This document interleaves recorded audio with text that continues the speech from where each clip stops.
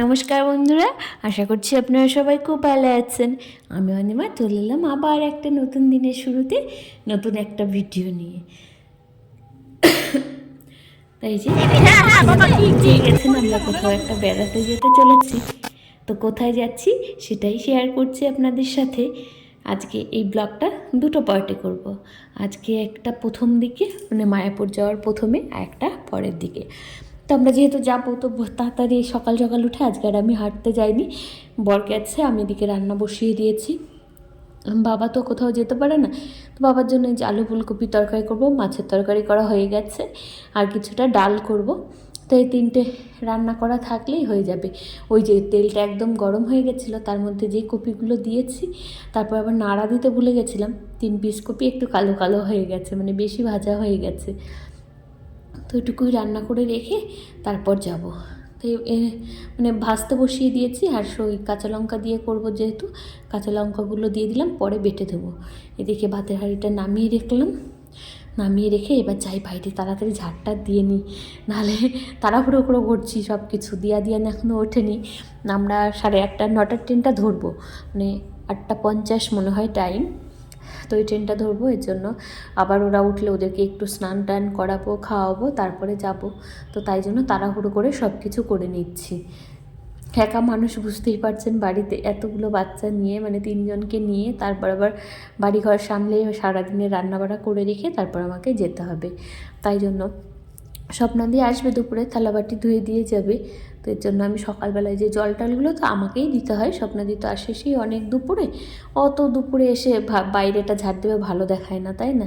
তো বর আবার, ও তো আবার ভাত খাবে না, তাই জন্য ওর জন্য আবার 2টো মিলেটের রুটি করে দিয়ে যাই, মানে নিয়ে যাই। ও খেয়েই যাবে, সকালবেলা আমরা বাড়ি থেকে খেয়ে দিয়ে তারপরে বেরোবো, আর দুপুরে ওখানে গিয়ে ভোগ খাবো। তো সকালের সূর্যটা উঠেছে, কি সুন্দর লাগছে না দেখতে। আমার এই মানে জিনিসগুলো খুব ভালো লাগে। আর এই যে পাখিগুলো কিচির মিচির, অনেক পাখি আসে। আসলে ওখানে মুদিখানা দোকান আছে তো। চলো দাদুকে বলো। হ্যাঁ ও কর দরকার কর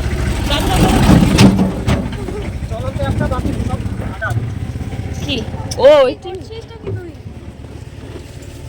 চল চল চল যাও, তুমি বাড়ি যাও।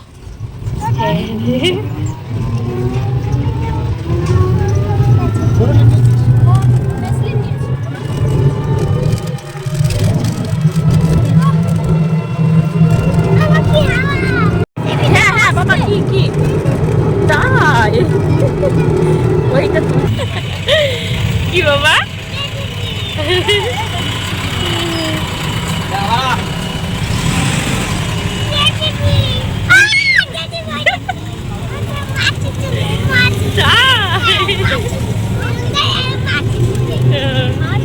দেখি দিয়া দেখো বাবা, বাবা কি সুন্দর লাগছে, পুরো পুতুলের মতো।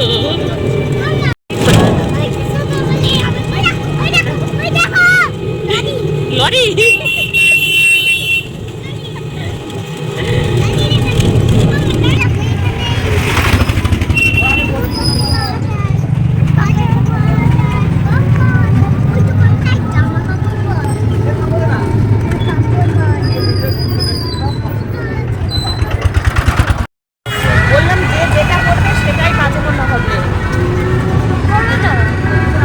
যে ওরা চলে গেছে সামনে, আমরা যাচ্ছি। আর স্টেশনের পাড়টা না ভীষণ সুন্দর, 2টো পুকুর। আমার পাপা, আমরা মায়াপুর যাচ্ছি। এই যে আমি আর আমার পাপা এখানে আছি, আর বাকি সবাই সামনে চলে গেছে। তো চলো গিয়ে দেখা হচ্ছে। ওর পাপা টিকিট কাটতে গেছে, আর আমরা চলে এসেছি, পৌঁছেও গেছি। কিন্তু ট্রেনটা এখনও দেখাচ্ছে অনেক লেট। বাড়ি থেকে দেখে এলে ভালো হতো। ট্রেন আসলে এখন অতটা লেট করে না, তো এর জন্য আমরা তাড়াহুড়ো করে, মানে রাইট টাইমে পৌঁছে গেছি। আসার পরে দেখলাম ট্রেন এখনও পর্যন্ত কোথায় যেন একটা ট্রেন, বেহুলারও ওই দিকে কোথাও একটা রয়েছে। তো ওখান থেকে আসতে এখন অনেকটাই দেরি লাগবে। আমরা এতক্ষণ ওয়েট করি, আর দিয়ান এদিকে দুষ্টুমি করেই যাচ্ছে, এদিকে যাচ্ছে ওদিকে যাচ্ছে, এটা ধরছে ওটা ধরছে। ওইদিকে ডাউনের ট্রেনটা ঢুকে গেছে, ট্রেনটা এখন হাওড়া চলে যাবে, আর আমরা তো যাব নবদ্বীপের এদিকে। তো আমাদেরটা আসতে একটু দেরি হচ্ছে। এদিকে আমরা ততক্ষণে নবদ্বীপ পৌঁছেও গেছি। এই যে নবদ্বীপের নতুন এই মানে এই সিঁড়িগুলো এসকেলেটার হওয়ার পরে আমরা কিন্তু প্রথম উঠলাম, মানে বর এসেছে অনেক কবার, আমি আসিনি। আসলে আমরা ওদিক দিয়ে বাসে যাতায়াত করি, তো তার জন্য আর এদিকে আসা হয় না। কাটোয়া যাওয়ার সময় তো এখানে নামতেও হয় না। আর অনেক দিন হয়ে গেছে দিয়ানকে নিয়েই প্রথমবার মায়াপুর যাচ্ছি, তো স্টেশনে আর আসা হয়নি, মানে নামিও নি। বেশ ভালো লাগছিল, দিয়াকে কোলে তুলে নিয়েছি, ও যে হোঁচট খায় তাই জন্য। তো ওরা পৌঁছে গেছে, এবার আমরাও চলে এলাম। যাই, এবার তাড়াহুড়ো করে চলে যাই। ওই দিক থেকে আবার নারান্দা আর বৌদি যাবে, মানে দিদিও যাবে আমাদের সাথে। ওরা আবার নবদ্বীপে রয়েছে, নবদ্বীপে দিদির বাবার বাড়ি। তো ওখান থেকে আমরা একসাথে যাব মায়াপুরে, মানে ঘাটে গিয়ে দেখা করবো। ওদের গঙ্গার একদম পাড়েই বাড়ি। তো দিয়ানকে দুজনকে কোলে করে নিয়েই সিঁড়ি দিয়ে নামছি, নাহলে যদি আবার পড়ে যায়। টিটি এখানে আসছিলাম, টিটি আবার টিকিট চাইলো, তো ওর পাপা অনেকটা দূরে চলে গেছিলো, ওর পাপা আবার এলো। স্টেশনে দেখলাম বেশ অনেক দোকান হয়ে গেছে। এই ব্যাগের দোকানটা আগে ছিল না, আগে যখন আমি এসেছিলাম। আর লোকারণ্য, এত ভিড় স্টেশনে কি বলবো। এখন তো সবাই বেড়াতে আসছে, যার জন্য এতটা বেশি ভিড়। বিষ্ণুপ্রিয়াতে নামলে অনেকটা কাছে হয়, কিন্তু আমরা নবদ্বীপে নামলাম। আমাদের বাড়ির দিক থেকে যাওয়ার সময় নবদ্বীপ নামলে আমাদের কাছে হয়। তো একদম টাউনের ভিতরে ঢুকে গেছি, টোটোতে করে যাচ্ছি আমরা। ওই যে খুব খুশি দিয়ান। আসলে আমরা তো তেমন করে বেরোতে পারি না, এর জন্য আমাদের অনেক দিন পরে যখন কোথাও যাই বেশ ভালোই লাগে। আর নিজের পরিবারের সাথে একটু সময় তো আমরা কাটাতেই পারি। তো এই মন্দিরটা কি মন্দির ঠিক বুঝতে পারলাম না। নবদ্বীপটা আসলে আমাদের অতটা ঘোরা হয় না, মায়াপুরেই যাই, মায়াপুর ঘুরতেই বেশি ভালো লাগে। আর এই যে দেখুন কত হনুমান এখানে বসে আছে। এখানকার বাদরগুলো আবার বেশ ভালো, এরা কিন্তু কারো ব্যাগ নেয় না, টাকা নেয় না, চশমা নেয় না। বৃন্দাবনের বাদরগুলো আবার ওদিক থেকে সত্যিকারের বাদর, একদম পারফেক্ট বাদর। ওরা চশমা নিয়ে নেবে, পার্স নিয়ে নেবে, খাবারের প্যাকেট থাকলে সেগুলো নিয়ে নেবে। তো এই করতে করতে আমরা চলে এসেছিলাম এই যে লঞ্চে। ওইদিকে ফেরিঘাটে ওই কী যেন আরেকটা ট্রলারও চলে, ট্রলারে আবার অনেক লোকজন যায়, তো এর জন্য ট্রলারে আমরা যাইনি, আমরা লঞ্চে করেই যাচ্ছিলাম। ট্রলার যে আলাদা ঘাট সেটা আমি জানতামই না। ওই যে যাচ্ছে দেখুন, কি দারুণ লাগছে, এক নৌকো ভর্তি মানুষ, ওটা দেখতে আমার বেশ ভালো লাগছিল। তো আমরা চলেই এলাম, এবার ঘাট পেরোলেই তো মায়াপুর পৌঁছে যাবো। আর এই যে এখানে জলের কালারটা দেখতে পাচ্ছেন, এটা দেখার জন্য এতক্ষণ ওয়েট করছিলাম। এটা দেখতে কিন্তু বেশ ভালো লাগে। কুয়াশা ছিল বলে পরিষ্কার বোঝা যাচ্ছে না, নাহলে অন্য সময় কালারটা আরও বেশি ভালো বোঝা যায়। আমি অনেকক্ষণ ধরে বলছিলাম কখন যে আসবে। তো এই যে আমরা ঢুকে পড়েছি এই ঘাটটাতে। আর সামনে যে ঘাটটা, ওই ঘাটটা দিয়ে ফেরি চলে, মানে ওই ফেরি কি বলে ওটাকে, লঞ্চ আর একটা ভুলেই গেলাম। তো এই করতে করতে আমরা চলে এসেছি। এখানে এসে একটা কাণ্ড হয়েছে, ফেরিঘাটে দেখি কি অ্যানাউন্স করছে যে আপনাদের টাকা পয়সা সব কিছু নিজ দায়িত্বে রাখবেন, পকেটমার হইতে সাবধান। আর আমি হঠাৎ করে কানে আমার হাত দিয়ে দেখি কি আমার কানেরগুলো কালকে রাতে লাগিয়েছিলাম, কিন্তু লকটা লাগাইনি, যার জন্য দুটো কানেরই খোলা। মানে অল্পের থেকে রক্ষা পেয়ে গেছে। ওনারা অ্যানাউন্স না শুনলে আমি হাতও দিতাম না, আমার কানেরটা হয়তো কোথাও খুলে পড়েই যেত দুটো কানের। তো এই যে চলে এসেছি আমরা। এবার টোটোতে করে একদম আগে সবটা ঘুরে নেব, ঘুরে একদম বল্লাল সেন অবধি যাবো, তারপরে ঘুরে দেখা হলে দুপুরবেলা এখানে এসে ভোগ খেয়ে বিকেলবেলা এদিককার বড় মন্দিরগুলো দেখব। আসলে মায়াপুর তো আমাদের অনেকবারই ঘোরা, তবু ভালো লাগে আসতে, তাই এসেছে। বড় মন্দির থেকে কুপনটা কেটে নিয়ে আসবে, আর ওরা এলে আমরা এই যে চলে যাব অন্য মন্দিরে।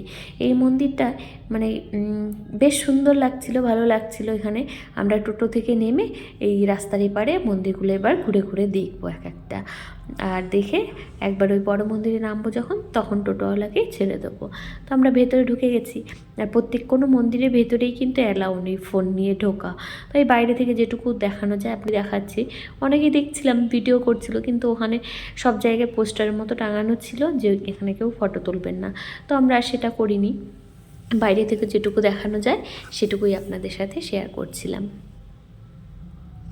কোনো মন্দিরের দিকে আসলেই কিন্তু মনটা অন্যরকম হয়ে যায়। আর এখানে যে গাছগুলো দেখুন কি সুন্দর, আর শীতকালে তো ফুলে ফুলে পুরো ভর্তি হয়ে যায়, এর জন্য আরও বেশি ভালো লাগে। আর এই যে দেখুন কি সুন্দর ঢোলক বাজাচ্ছে ছোট্ট একটা খুদে। তো এখানকার ফুল গাছগুলো দেখে এত খুশি হয়েছে, এই পাঁচিলে এই রডগুলোতে ধরে ধরে সবাই ঝুলছিল। আর এই গাছগুলো যারা লাগায় আমি ভাবি তাদের মাথায় কত বুদ্ধি, কী সুন্দর কালারগুলো ঠিক করে করে গাছগুলো লাগায়। পরিচর্যা করতে অনেকটা সময় লাগে। তুইও যা, টাকা বাবা।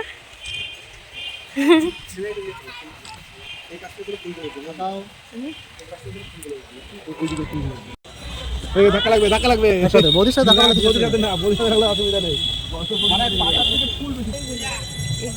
এই সব মন্দিরগুলো বন্ধ হয়ে গেছে। এটা হলো ভক্তি সিদ্ধান্ত সরকারি।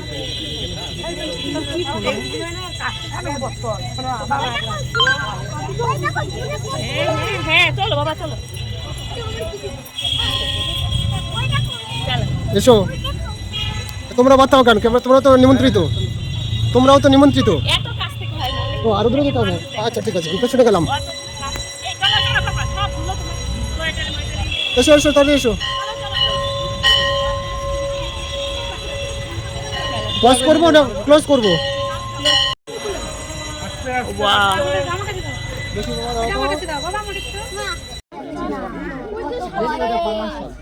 ওইটা পাঙাশ মাছ। দেখতে পাচ্ছ? দেখতে পাচ্ছ? দেখা যাবে এটা তুমি যখন ঘরে ছায়া জায়গায় যাবে কিনা তখন। আর এমনি ছোট মাছও তো ভর্তি গো।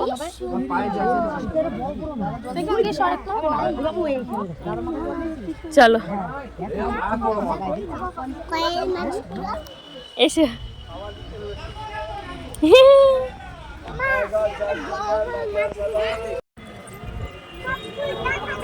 হ্যাঁ সব ফুল দেখাবো তো, দেখাচ্ছি তো।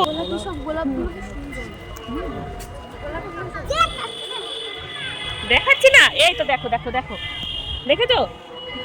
চলো এইগুলো সব দেখতে গেলে তখন ওরা আমাদেরকে রেখে চলে যাবে।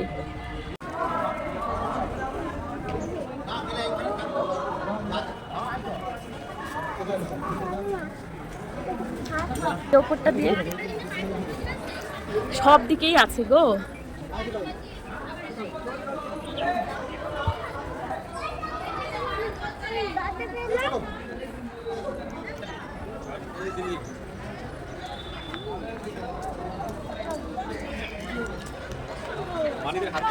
পাপা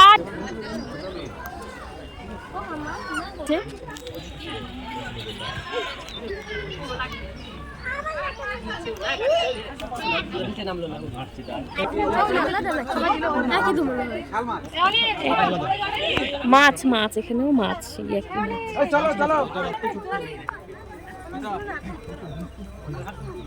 এগুলো সব ঝিরি ঝিরি। ওই দূরে আছে একটা বড় মাছের ঝাল, অনেক বড়। মানে ওর বাড়িতে এক ব্রাহ্মণ এসেছিল প্রসাদ পেতে। ওই প্রসাদ পাওয়ার সময় ওকে দর্শন দিয়েছে যে আমি রামচন্দ্র, আমি কৃষ্ণ গোলকের, আমি নদিয়াবাসীর লোক। এক জায়গায় 3 মূর্তি দেখিয়েছিল, ওকে দেখিয়েছে। আর পুরীতে এই সার্বভৌম পণ্ডিতকে দর্শন দিয়েছে, এই রূপ দর্শন। তুমি আমার ছবি তুলছে নাকি?